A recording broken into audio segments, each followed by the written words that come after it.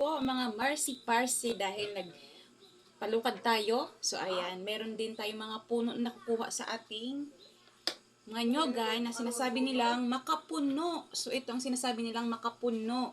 So ayan, tingnan natin kung ano ang ating magagawa dito sa ating makapuno. So ayan, nagayod na ako ng ating makapuno. So ito, meron pa dito akong gagawin. So ito ang ating nyog na sinasabing makapuno.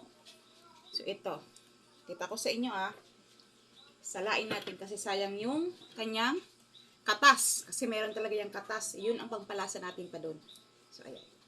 So ito, wow, ito Ayan Ayan ang ating makapuno na sinasabi nila. Ayan So ayan ang ating makapuno.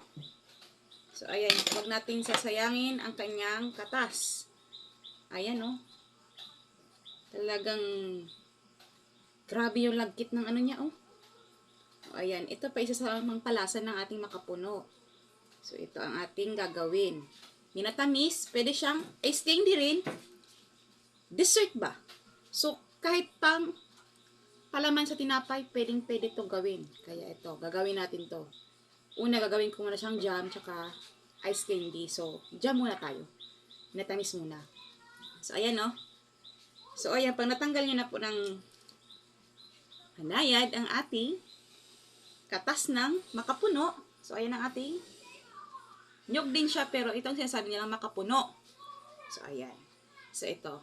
Ikagaya na natin to kasi pag naubos na yung kasi sayang yan Yan yung pagpalasa pa. So, ayan. Ito natin nagayad. So, ayan. Nakakagayad na ako ng isang nyog. So, ilagay ko na dito. Ayan. Oops. Malagkit talaga yan. Kaya, ganito siya. Ayun, Isang nyog pa lang yun hindi ko pa nauubos.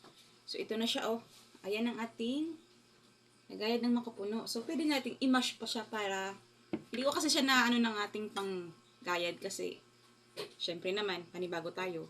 Search muna tayo kung paano magawa. So ito dahil nakita ko sa YouTube. So ayan. Gagayahan natin syempre. Pero may sariling version. So ito ang ating gagayarin na. Ayan na. Para lang naman siya sa halad ba? Ayan Ayan. So, ito na Ang lambot talaga niya. Ganito pala ang makapuno na sinasabi. Oops. Ayan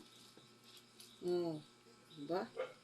So, ayan. Marami pa ako dito. Siguro mga nakuha nila is 3 ata o 4. So, ayan.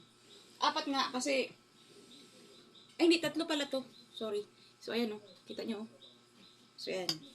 Tingnan natin kung saan tayo nakagawa ng ganito.